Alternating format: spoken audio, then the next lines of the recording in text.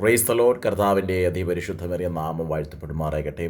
അനുഗ്രഹിക്കപ്പെട്ട ഈ നല്ല സമയം എൻ്റെ പ്രിയമുള്ളവരെ അഭിസംബോധനയും കർത്താവ് ഒരുക്കിയ വിലപ്പെട്ട അവസരങ്ങളെ ഓർത്ത് കർത്താവിനെ സ്തോത്രം ചെയ്യുന്നു.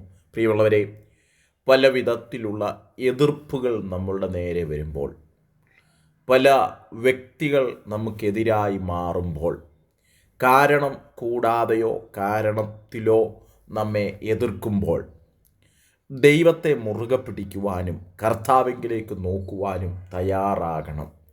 പല വ്യക്തികൾക്കും പല വിധത്തിലുള്ള എതിർപ്പുകളാണ് ഉണ്ടാകാറുള്ളത്. ചിലർക്ക് തൻ്റെ ജോലി സ്ഥലത്ത് നല്ല ഹാർഡ് വർക്ക് ചെയ്ത് സക്സസ് ആയാൽ അങ്ങനെയുള്ള വ്യക്തികളോട് എതിർത്ത് ഒറ്റപ്പെടുത്താറുണ്ട്. ചില ശുശ്രൂഷകന്മാരുമായി ബന്ധപ്പെട്ട് ശുശ്രൂഷയിൽ കർത്താവിൽ നിന്ന് പ്രാർത്ഥിച്ച് ശക്തമായി മുൻപോട്ട് പോകുമ്പോൾ അവരെ തള്ളിക്കളയാൻ, അവരെ ഇല്ലായ്മ ചെയ്യാൻ, അവരുടെ മുഖച്ഛായ നശിപ്പിക്കാൻ ചില എതിർപ്പുകൾ പിശാച് ഒരുക്കാറുണ്ട്.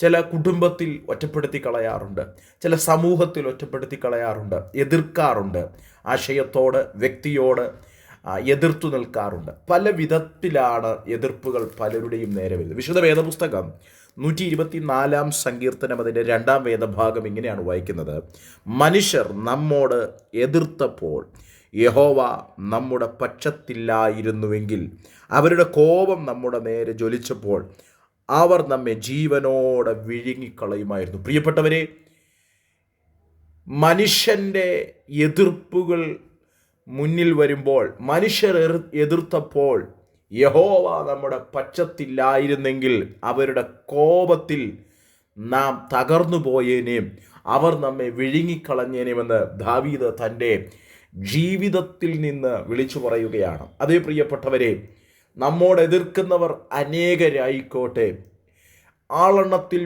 പെരുകി ഉള്ളവരായിരുന്നോട്ടെ, എന്നാൽ യഹോവ നമ്മുടെ പക്ഷത്തുണ്ടെങ്കിൽ നമ്മോട് എതിർക്കുന്നവരുടെ നടുവിൽ നമ്മെ വളർത്തുവാൻ, നമ്മെ മുൻപോട്ട് കൊണ്ടുപോവാൻ ആ ദൈവത്തിൻ്റെ കരം ചലിക്കുവാനിടയായി തീരും. വിശുദ്ധ വേദപുസ്തകത്തിൽ അനേകയിടത്ത് എതിർപ്പുകൾ നേരിട്ടെടുത്ത് അതിനെ തരണം ചെയ്ത് അതിജീവിച്ച് മുൻപോട്ട് വന്ന അനേക സംഭവങ്ങൾ, അനേക വ്യക്തികളെ നമുക്ക് കാണാൻ കഴിയും. ദൈവത്തിന് സ്തോത്രം ചെയ്യുന്നു.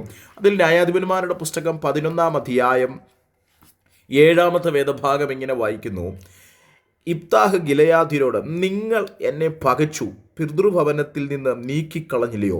ഇപ്പോൾ നിങ്ങൾ കഷ്ടത്തിൽ ആയ സമയം എൻ്റെ അടുക്കൽ എന്തിനു വരുന്നു? ഇബ്താഹ് തൻ്റെ ജീവിതത്തിൻ്റെ വേദനയ്ക്കകത്തു നിന്ന് ഒരു സമയത്ത് താൻ അനുഭവിച്ച എതിർപ്പിനകത്ത് തന്നെ തൻ്റെ പിതൃഭവനത്തിൽ നിന്ന് കൂടെ ചേർത്തു നിർത്തേണ്ടവർ എതിർത്ത് മാറ്റി നിർത്തുന്നൊരു സന്ദർഭമുണ്ടാകുന്നു.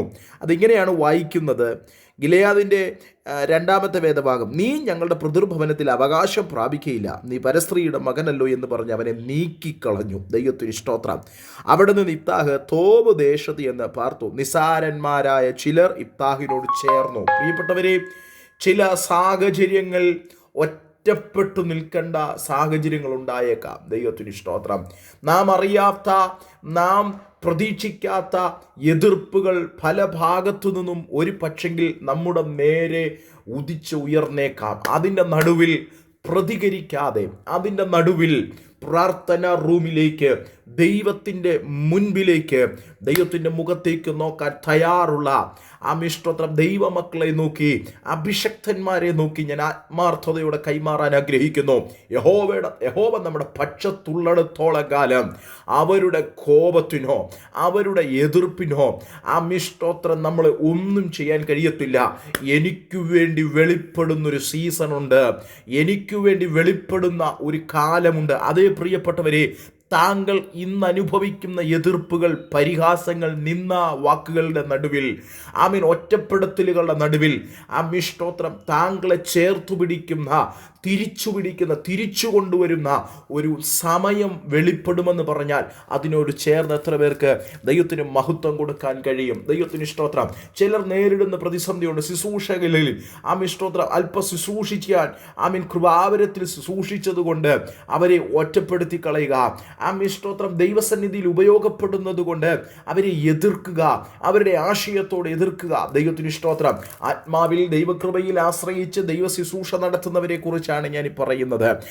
ഒറ്റപ്പെടുത്തി എതിർത്ത് കളയുക, അവരെ നാനാവിശേഷമാക്കി ചവിട്ടിത്താഴ്ത്തി കളയുക എന്നുള്ളത് പിശാചിൻ്റെ ഒരു തന്ത്രമായതുകൊണ്ട് ഈ കാലഘട്ടത്തിൽ അങ്ങനെ എതിർപ്പ് അനുഭവിക്കുന്ന, ഒറ്റപ്പെട്ടു പോകുന്ന, ചവിട്ടി താഴ്ത്തപ്പെടുന്ന ചിലരെ നോക്കി ഞാൻ ഈ വചനപ്രകാരം പറയുന്നു. അതേ ഇബ്താഹു പറഞ്ഞതുപോലെ, നിങ്ങൾ എന്നെ പകച്ചൊരു സമയമുണ്ട്, പിതൃഭവനത്തിൽ തന്നെ നീക്കിക്കളഞ്ഞൊരു സമയമുണ്ട്. ഇപ്പോൾ കഷ്ടത്തിലായപ്പോൾ നിങ്ങൾ എന്നെ തേടി വന്നു. അതേ ഇബ്താഹേ, നീ തോബ് ദേശത്ത് പോയി പ്രാർത്ഥിക്കാൻ, നിസാരന്മാരോടുകൂടെ സഞ്ചരിക്കുകയോ അവിടെ ഇരിക്കുകയും ചെയ്തത് വെറുതെയല്ല. അവിടെ പോയി ദൈവത്തിൻ്റെ മുഖത്തേക്ക് നോക്കിയ യഹോവ നിന്റെ പക്ഷത്തേക്ക് ഇറങ്ങി വന്ന ചില സമയങ്ങളുണ്ട്. ആരും നിന്റെ അരികിലേക്ക് ഇറങ്ങി വരാതിരുന്ന സമയത്ത്, ആരും നിന്റെ അടുക്കലേക്ക് വരാതിരുന്ന സമയത്ത്, നിസാരന്മാരോട് കൂടെ നീ പാർത്ത സമയത്ത് ഇബ്താഹേ, നിന്റെ അരികിലേക്ക്, നിന്റെ പക്ഷത്തേക്ക് ഇറങ്ങി സ്വർഗം ചായച്ചിറങ്ങിയ ഒരു ദൈവമുണ്ട്. ഇന്ന് ചിലരെ നോക്കി ഞാൻ പറയുന്നു, നിങ്ങൾ ഇപ്പോൾ ഇരിക്കുന്ന സാഹചര്യത്തിൽ നിന്ന് നിങ്ങളെ എഴുന്നേൽപ്പിക്കാൻ, നിങ്ങളെ എതിർത്തവരുടെ നടുവിൽ കൊണ്ട് നിർത്തി ഉപയോഗപ്പെടുത്താൻ, നിങ്ങളെ മാറ്റി നിർത്തിയവരുടെ നടുവിൽ ചേർത്തു പിടിപ്പിക്കുന്ന യഹോവയുടെ കരം ചലിക്കുന്നുണ്ട്. എത്ര പേർക്ക് ദൈവത്തിന് മഹത്വം കൊടുക്കാൻ കഴിയും? അതേ ഇന്നലകളിലെ വേദനകൾ നാളുകളിൽ അത് സന്തോഷത്തിന്റെ കാരണമാക്കി മാറ്റാൻ പോവുകയാണ്. സ്തോത്രം. ദൈവത്തിൽ ആശ്രയിച്ച് യഹോവയുടെ പക്ഷത്തേക്ക് മാറി നിൽക്കാം. ദൈവത്തോട് നമുക്ക് കണ്ണുകൾ ഉയർത്തി പ്രാർത്ഥിക്കാൻ തുടങ്ങാം. കർത്താവേ, പലപ്പോഴും ഞാൻ വീണു പോകാമായിരുന്നു, തകർന്നു പോകാമായിരുന്നു, പക്ഷെ അങ്ങന്റെ പക്ഷത്തുണ്ടായിരുന്നു എന്ന് ആത്മാർത്ഥതയോടെ എത്ര പേർക്ക് പറയാൻ കഴിയും? ദൈവത്തിന് സ്തോത്രം ചെയ്യുന്നു.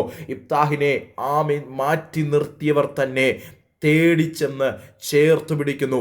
എതിർത്തു നിന്നവർ തന്നെ ഇബ്താഹിനെ ചേർത്തു പിടിക്കുന്നൊരു കാഴ്ച. അങ്ങനെയാണെങ്കിൽ ഇന്ന് എന്നെ കേട്ടുകൊണ്ടിരിക്കുന്ന പ്രിയപ്പെട്ടവരെ നോക്കി ഞാൻ പ്രവചനാത്മാവിൽ ഒരു ദൂത് കൈമാറാം. താങ്കൾ അനുഭവിച്ച നിന്ന, പരിഹാസം, എതിർപ്പുകൾ അത് വലിയ വൻ വിജയങ്ങളാക്കി, വൻ നന്മകളാക്കി മാറ്റാൻ സർവശക്തനായ ദൈവത്തിന് പദ്ധതിയുണ്ട്. അതുകൊണ്ട് ഭാരപ്പെടേണ്ട, പ്രയാസപ്പെടേണ്ട, ഒട്ടും പുറകോട്ട് പോകണ്ട. ദൈവത്തിൻ്റെ മുഖത്തേക്ക് നോക്കി മുൻപോട്ട് പോകാം. കർത്താവ് നമ്മെ ഏവരെയും ഈ വചനങ്ങളാൽ അനുഗ്രഹിക്കുമാറാകട്ടെ. പ്രാർത്ഥനയോടെ, ദൈവാശ്രയത്തോടെ നമുക്ക് മുൻപോട്ട് പോകാം. കർത്താവ് അനുഗ്രഹിക്കുമാറാകട്ടെ. God bless you. Thank you.